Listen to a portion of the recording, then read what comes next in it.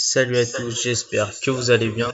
On se retrouve dans une nouvelle vidéo pour parler de l'immobilier et dans le cas de calculer la rentabilité d'un bien immobilier. Donc dans l'immobilier, c'est la chose quasiment la plus importante car c'est ce qui va vous dire si vous allez être rentable sur l'achat du bien ou si vous allez être en déficit chaque mois par rapport à votre crédit et à l'achat immobilier.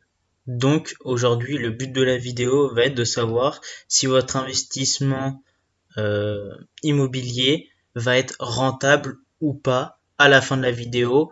Et donc du coup, vous allez, si vous avez acheté un bien ou si vous allez en acheter un, faire les calculs en même temps que nous, avec par exemple votre prix d'achat, enfin tout ce qu'il y a dans le rendement, pour savoir si votre bien est rentable ou si alors il faut le laisser à quelqu'un d'autre. Donc on va commencer par la base. Donc qu'est-ce qu'il faut savoir avant d'acheter le bien? Tout d'abord le prix au mètre carré dans votre quartier pour pouvoir le comparer à l'investissement que vous voulez faire. Donc si les prix sont corrects par rapport au quartier ou la ville, parce que je sais que par exemple à Paris, la ville est vraiment grande et donc du coup les quartiers sont pas réputés de la même façon et même les rues à Paris sont pas identiques dans le même quartier. Donc ça, il faut vraiment faire attention.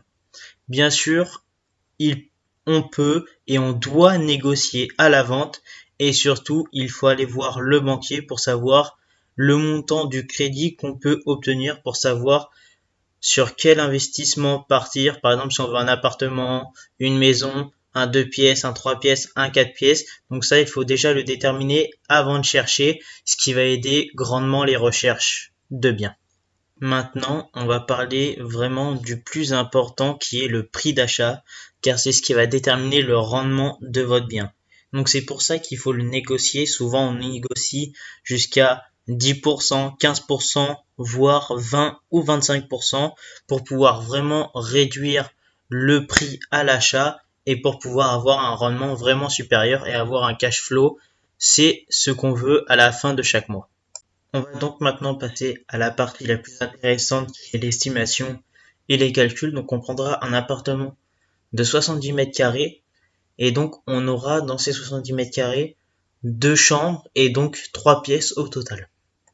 Donc tout d'abord on va calculer le prix d'achat, mais tout d'abord qu'est-ce que le prix d'achat total?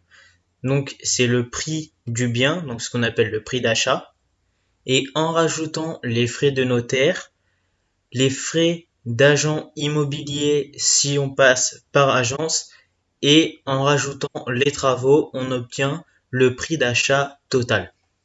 Donc le prix d'achat total du bien ou l'estimation du bien, on va le faire tout de suite.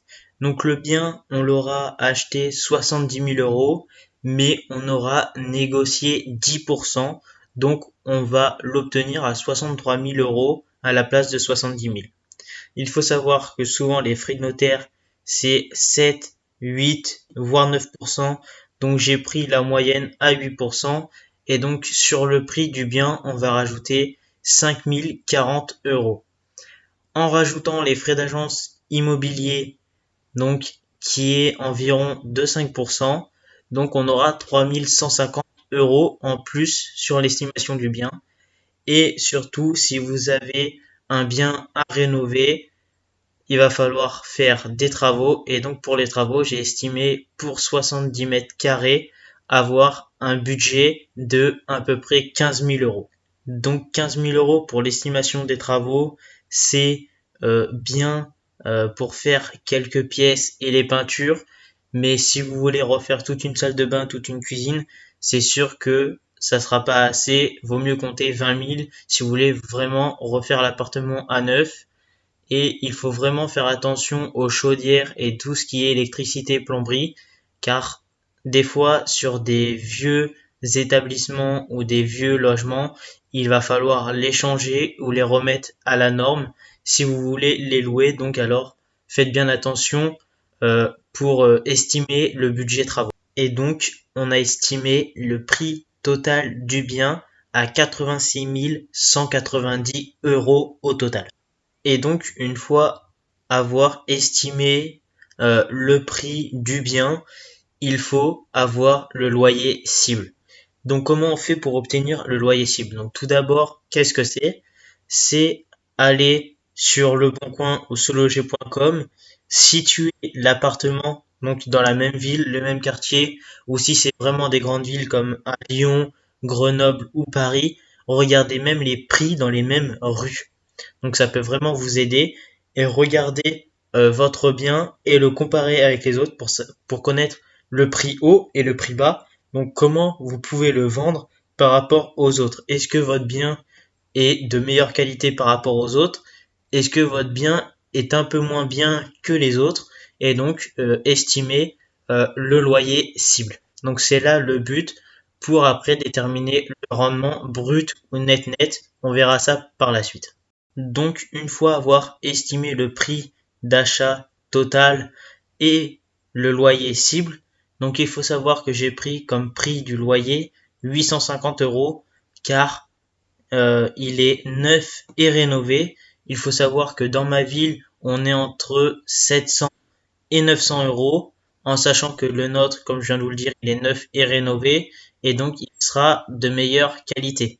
Donc j'ai pas voulu prendre le prix max pour qu'il se vende assez vite pour éviter les vacances locatives, mais je l'ai quand même pris dans la rentabilité. Donc maintenant on va calculer la rentabilité brute et après on passera par la rentabilité net pour vous montrer la différence et quel calcul il faut prendre pour connaître la rentabilité de votre bien.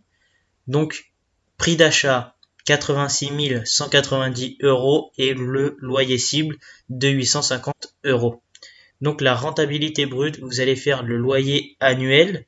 Donc, nous, on a calculé en retirant 2 semaines par an et donc on a calculé sur 11,5 mois et on obtient de loyer annuel 9 775 €. Donc, on va faire ces 9 775 € fois 100 divisé par le prix d'achat qui est de 86 190 € et on va obtenir 11,34%. Donc sur la rentabilité brute, on a quand même un rendement qui est assez élevé et qui est intéressant.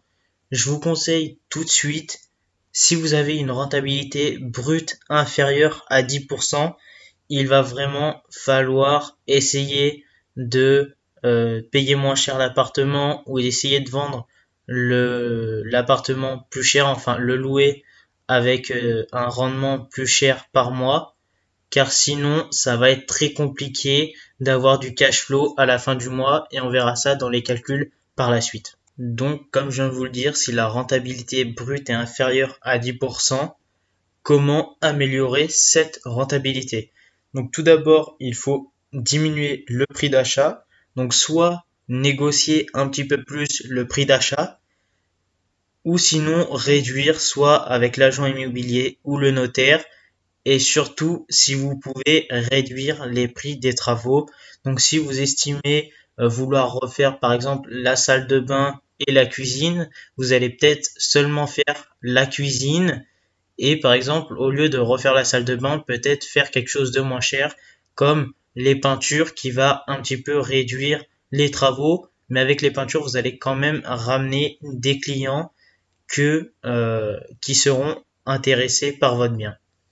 Et la troisième option, c'est d'augmenter le prix du loyer. Et c'est comme ça que vous allez avoir un rendement supérieur à 10%. Mais je vous le dis, à vous, certains biens ne seront jamais rentables. Donc même si vous augmentez le prix du loyer, que vous diminuez le prix d'achat, n'hésitez pas à attendre le bon investissement et surtout attendre le bon appartement pour vous, car c'est mieux d'être rentable que d'avoir un cash flow de 10 € par mois. C'est vraiment pas intéressant. Donc, on a calculé la rentabilité brute qui était de 11,34% et on va maintenant passer au plus important, la rentabilité net. Donc, la rentabilité net par rapport au brut, c'est que vous allez rajouter les charges de copropriété, vous allez rajouter les impôts, même si si vous faites des travaux dans votre appartement, vous n'allez pas en avoir au début et sur de nombreuses années, mais il faut quand même le calculer. Les travaux par an qui sont obligatoires par rapport à la copropriété. Donc si vous allez refaire par exemple la façade tous les 10 ans, refaire les boîtes aux lettres, etc. Et l'exploitation, donc tout ce qui est assurance, taxe foncière et comme je vous l'ai dit, travaux de copropriété. En fait, quand je parle de travaux par an, ça rejoint les travaux de copropriété, donc la façade comme je vous l'ai dit, mais aussi, par exemple, si votre chaudière de votre appartement tombe en rade et qu'il faut appeler une personne pour pouvoir le réparer ou encore l'électricité qui fonctionne mal. Donc, c'est pour ça qu'on prend, ça doit être 5% du loyer dans les travaux pour pouvoir estimer, payer ces travaux-là dans la rentabilité. Pour vraiment être sûr d'être dans le positif à chaque mois, même si on a des travaux tous les ans. Et donc maintenant, on va passer au calcul de la rentabilité net-net. Donc le prix d'achat a pas changé, c'est toujours 86 190 euros. On aura toujours les loyers annuels de 9 775 euros. On va seulement sur le loyer annuel supprimer les charges.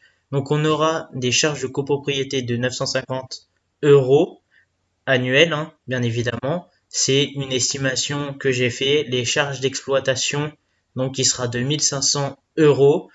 Et les travaux, comme je vous l'ai dit, qui est de 5% du loyer. Et donc on obtiendra 490 euros. Donc on obtiendra le loyer annuel moins les charges, on sera à 6835 euros.